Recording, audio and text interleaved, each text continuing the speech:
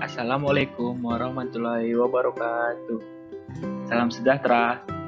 Halo teman-teman, kali ini kita akan membahas mengenai fluida dinamis. Sebelum kita masuk ke materi, izinkan kami memperkenalkan kampus kebanggaan kami, Institut Teknologi Sumatera. Institut Teknologi Sumatera atau yang lebih dikenal dengan sebutan ITERA, merupakan perguruan tinggi negeri yang berada di Wehui, Kecamatan Jati Agung, Kabupaten Lampung Selatan, Provinsi Lampung.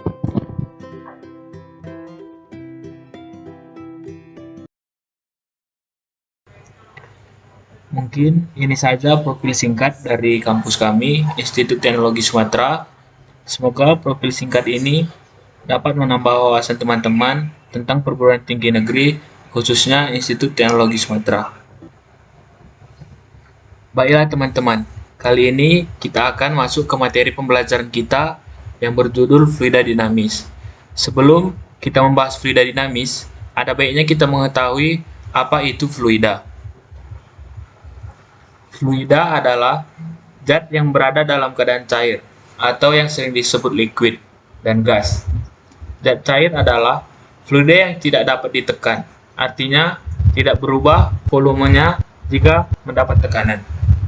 Untuk mengukur volume zat cair, biasanya dilakukan dengan mengukur volume penampang ataupun kontainer di mana zat cair itu berada.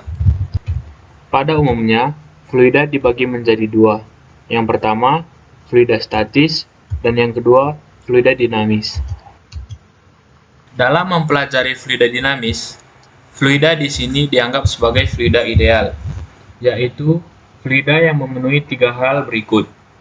Yang pertama, fluida tidak dapat dimanfaatkan, artinya volume dan massa jenisnya tidak berubah jika mendapat suatu tekanan. Yang kedua, fluida tidak mengalami gesekan terhadap alat penampangnya. Yang ketiga, aliran fluida bersifat laminar.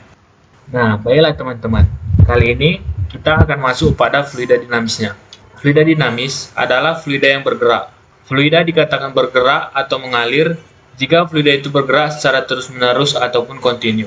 Aliran fluida dinamis dibagi menjadi dua. Yang pertama itu aliran streamline atau yang sering disebut dengan aliran laminar. Aliran laminar berarti bahwa kecepatan fluida mengalir pada suatu titik tidak berubah terhadap waktu. Fluida di sini mengalir sesuai dengan garis masing-masing dan tidak bertabrakan. Yang kedua adalah aliran turbulen.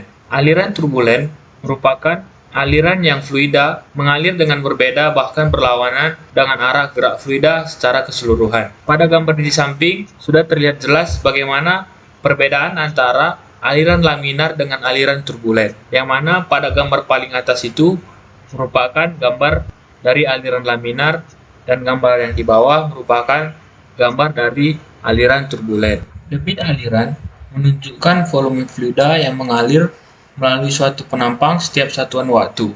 Kita dapat melihat persamaannya adalah Q sama dengan V per T, atau sama dengan A dikali V.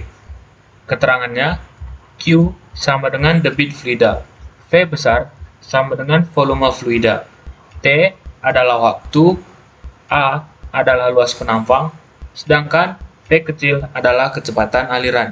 Persamaan kontinuitas adalah Q1 sama dengan Q2, di mana Q1 adalah A1 dikali V1, sedangkan Q2 adalah A2 dikali V2.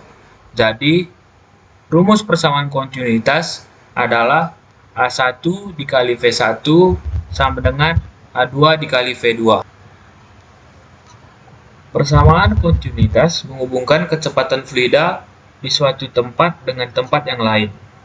Lebih jelasnya, kita dapat lihat pada gambar, yang mana itu A1 dan V1 itu merupakan luas penampang 1, dan A2 dan V2 itu merupakan luas penampang 2. Jadi, persamaan kontinuitas menghubungkan antara luas penampang 1 dan luas penampang 2. Dengan demikian, dapat ditarik kesimpulan dari gambar di atas bahwa bila ada volume air yang masuk, maka volumenya sama dengan volume air yang keluar. Menurut persamaan kontinuitas, perkalian luas penampang dan kecepatan fluida adalah konstan. Persamaan ini menunjukkan bahwa kecepatan fluida berkurang ketika melewati pipa lebar dan bertambah ketika melewati pipa sempit. Untuk lebih jelasnya, kita akan membahasnya di contoh soal. Contoh soal. Air mengalir dari pipa berpenampang besar 200 cm² dengan kecepatan 3 meter per sekon mengalir pipa kecil. Luas penampang yang kecil 50 cm². Tentukan yang A, debit pada pipa kecil, dan B, kecepatan air pada pipa kecil. Penyelesaian. Yang pertama, kita harus mencari apa yang kita ketahui dari soal. Yang pertama, diketahui itu adalah A1 sebesar 200 cm² yang dikonversikan menjadi 2 kali 10 pangkat minus 2 meter kuadrat. V1 sama dengan 3 meter per sekon, A2 sama dengan 50 cm² atau sama dengan 5 kali 10 pangkat minus 3 meter kuadrat. Ditanya yang A itu adalah Q2 dan B Q2 untuk penyelesaiannya. Nah, sebelumnya kita sudah mengetahui dari persamaan kontinuitas bahwa Q2 sama dengan Q1. Jadi, kita dapat menjawab Q2 sama dengan Q1 atau A1 dikali V1. Jadi, kita masukkan nilainya A1 sebesar 2 kali 10 pangkat minus 2 dan V1 sebesar 3. Jadi, kita kalikan 2 dikali 10 pangkat minus 2 dikali 3. Jadi, hasilnya itu adalah 2 dikali 10 pangkat minus 2 meter pangkat 3 per sekon. Untuk mencari bagian B, kecepatan di pipa kecil, kita menggunakan rumus A2 dikali V2 sama dengan A1 dikali V1. Jadi tinggal dimasukkan nilainya, 50 dikali V2 sama dengan 200 dikali 3. Jadi didapat hasilnya V2 sama dengan 12 meter per sekon. Untuk lebih jelasnya, kita melakukan sebuah eksperimen kecil. Nah, alat dan bahan yang digunakan sangat sederhana, yaitu selang dan keran. Kita perhatikan dari eksperimen ini. Ketika ujung selang ditekan, maka kecepatan dari air berubah. Jadi, dari eksperimen sederhana ini, kita dapat melihat bahwa ketika ujung selang ditekan, maka luas penampang selang semakin kecil. Ini membuat semakin kuat ataupun semakin cepat air mengalir. Jadi dari eksperimen sederhana ini sudah membuktikan bahwa kebenaran dari persamaan kontinuitas, yaitu semakin kecil luas penampang, maka semakin cepat air mengalir. Baiklah teman-teman, kali ini kita akan melanjutkan pembahasan kita mengenai asas Bernoulli. Asas Bernoulli berisi jumlah dari tekanan, energi kinetik per volume, dan energi potensial per volume memiliki nilai yang sama pada tiap titik di sepanjang suatu garis arus. Nah, dari asas Bernoulli, kita mengetahui bahwa fluida yang bergerak itu dapat menimbulkan tekanan.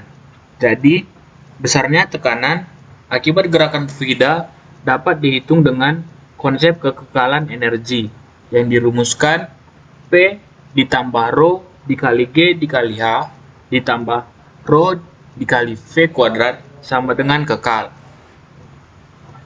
di mana P adalah tekanan, Rho adalah massa jenis fluida, V adalah kecepatan aliran, G adalah percepatan gravitasi, dan H adalah ketinggian pipa diukur dari bidang acuan. Penerapan asas Bernoulli di kehidupan sehari-hari, yang mana pertama itu adalah tangki berlubang, yang kedua itu alat penyemprot, yang ketiga karburator, yang keempat venturimeter, yang kelima tabung pitot, dan yang keenam itu gaya angkat pada sayap pesawat terbang. Jadi kita akan membahas satu persatu dari penerapan asas Bernoulli di kehidupan sehari-hari. Yang pertama itu tangki berlubang. Untuk menentukan kecepatan laju aliran air yang keluar melalui tangki bocor ini, kecepatan pancaran air dirumuskan V sama dengan akar 2 dikali G dikali H. H adalah kedalaman dari lubang bocor sampai ke atas permukaan air. H1 merupakan tinggi dari dasar air sampai ke atas permukaan air. Sedangkan H2 adalah tinggi dari dasar air sampai ke lubang kebocoran. Jadi, H yang digunakan di sini adalah H dari lubang bocor sampai ke atas permukaan air. Kemudian, untuk menentukan jarak pancaran air, jarak pancarannya dirumuskan R sama dengan 2 akar H dikali H2. Kemudian, untuk menentukan waktu jatuhnya air ke tanah, kita bisa menggunakan persamaan T sama dengan akar 2 dikali H2 per G. Lebih jelasnya lagi, kita melakukan eksperimen sederhana. Jadi, alat dan bahan yang dibutuhkan juga sangat sederhana. Yang pertama, botol air minum bekas. Yang kedua, paku. Yang ketiga, solatip ataupun lakban. Dan yang keempat, roll ataupun penggaris. Langkah yang pertama, kita perlu membuat lubang, yang mana kita membuat lubang berjarak 5 cm sebanyak 3 lubang. Setelah kita membuat 3 lubang dengan jarak yang sama, yaitu 5 cm, kita menutup dengan solatip ataupun lakban yang sudah kita sediakan sebelumnya. Setelah itu, kita mengisi air pada botol minuman bekas itu sampai pada jarak stabil luas botol air minum. Nah, setelah itu kita buka secara bersamaan solatipnya dan kita dapat melihat bagaimana kecepatan alir airan pada lubang 1, lubang 2, dan lubang 3. Setelah itu kita melakukan percobaan dengan membedakan kondisi air tenang dan kondisi tidak tenang. Nah, dari eksperimen sederhana ini dibuktikan bahwa air mengalir yang paling cepat itu ada pada tepi bawah botol. Karena ketinggian di dalam air di dalam botol sangat berpengaruh terhadap kecepatan air yang keluar. Hal ini disebabkan karena pertama, ketika lubang berada di tepi atas, maka air akan mengalir keluar dengan kecepatan kecil. Kedua, ketika lubang berada di tepi tengah, maka air akan mengalir keluar dengan kecepatan sedang. Ketiga, ketika lubang berada di tepi bawah, maka air akan mengalir keluar dengan kecepatan cepat. Dari percobaan perbandingan antara air dalam kondisi tenang dan air dalam kondisi tidak tenang, dapat disimpulkan bahwa air di dalam bak penampungan dalam kondisi tenang, maka air yang menyembur keluar terjadi secara konsisten. Sedangkan jika air di dalam botol dengan keadaan tidak tenang, maka air yang akan menyembur keluar terjadi secara tidak konsisten. Yang kedua, dari penerapan asas Bernoulli dalam kehidupan sehari-hari, kita akan membahas alat penyemprot. Alat penyemprot memiliki tandon, pompa, ujung pompa, dan pipa tandon. Maka, jika pompa didorong dengan cepat, maka cairan akan keluar melalui ujung pompa. Persamaan dari alat penyemprot adalah G dikali H sama dengan setengah dikali V2 kuadrat. Yang ketiga dari penerapan asas Bernoulli dalam kehidupan sehari-hari adalah karburator. Karburator adalah alat yang berfungsi untuk menghasilkan campuran bahan bakar dengan udara. Campuran ini memiliki silinder mesin untuk tujuan pembakaran. Yang keempat dari penerapan asas Bernoulli dalam kehidupan sehari-hari adalah tabung pitot. Tabung pitot adalah tabung yang digunakan untuk mengukur kelajuan gas, di mana tabung ini dilengkapi dengan manometer yang diisi dengan cairan, bisa dengan air raksa atau dan yang lainnya. Kelajuan gas pada tabung pitot dapat dirumuskan V sama dengan akar 2 dikali rho R dikali G dikali H per rho, di mana rho R adalah massa jenis fluida pada manometer, sedangkan rho adalah massa jenis gas. Yang kelima dari penerapan asas Bernoulli dalam kehidupan sehari-hari adalah venturimeter tanpa manometer. Venturimeter adalah suatu alat yang dipasang pada suatu pipa aliran untuk mengukur kelajuan zat cair, di mana ketika ada fluida dialirkan melalui tabung venturimeter, karena penampang 1 dan penampang 2 ada perbedaan tekanan yang disebabkan oleh berbeda luas penampang, maka kedua kaki venturimeter memiliki perbedaan ketinggian yang disimbolkan H. Laju aliran fluida melalui penampang 1 dan penampang 2 berbeda juga karena luas penampang yang berbeda. Oleh karena itu, untuk mengukur laju aliran fluida, maka digunakan persamaan. Yang pertama itu untuk penampang 1, V1 sama dengan akar 2 dikali G dikali H per A1 per A2 kuadrat dikurang 1. Yang kedua untuk penampang 2, V2 sama dengan akar 2 dikali G dikali H per 1 kurang A1 per A2 kuadrat. Yang keenam dari penerapan asas Bernoulli dalam kehidupan sehari-hari adalah venturimeter dengan manometer. Tidak berbeda jauh dengan venturimeter tanpa manometer, tetapi rumus berbeda untuk menghitung kecepatan fluidanya.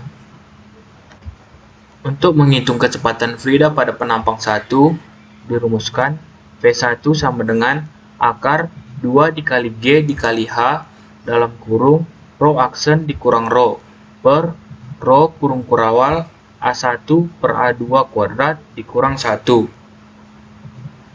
Untuk penampang 2 dirumuskan akar dari 2 dikali G dikali H dalam kurung rho aksen dikurang rho per rho kurung kurawal 1 dikurang A1 per A2 kuadrat.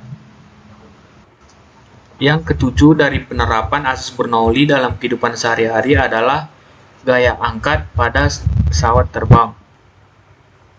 Syarat agar pesawat dapat terangkat adalah P2 lebih besar dari V1, sedangkan P1 lebih besar dari P2.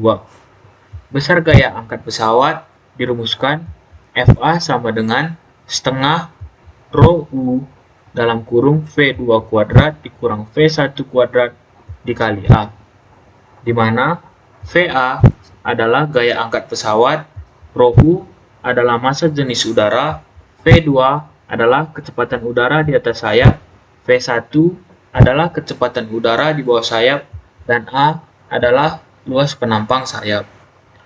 Untuk lebih jelasnya, kita dapat membahas pada contoh soal berikut. Gambar di bawah menunjukkan gambar penampang lintang sayap pesawat terbang yang luasnya 40 meter kuadrat. Gerak pesawat terbang menyebabkan kelajuan aliran udara di bagian atas sayap sebesar 250 meter per sekon kuadrat, dan kelajuan udara di bagian bawah sayap sebesar 200 meter per sekon kuadrat. Jika kerapatan udara adalah 1,2 kg meter pangkat minus 3, maka besar gaya angkat pesawat adalah. Sebelumnya kita harus mengetahui apa yang diberikan ataupun apa yang diketahui dari soal. Yang pertama itu rho sebesar 1,2 dan A sebesar 40, V1 sebesar 250 dan V2 sebesar 200. Jadi untuk menghitung FA sama dengan setengah rho dikali A dikali V1 kuadrat dikurang V2 kuadrat. Lalu kita masukkan rumusnya, FA sama dengan setengah 1,2 dikali 40 dalam kurung 250 kuadrat dikurang 200 kuadrat. Jadi, dapat hasil akhirnya FA sama dengan 540 Newton. Sekian materi pembelajaran mengenai fluida dinamis dari kelompok 12 KKN ITERA. Jika ada salah kata, kami mohon maaf.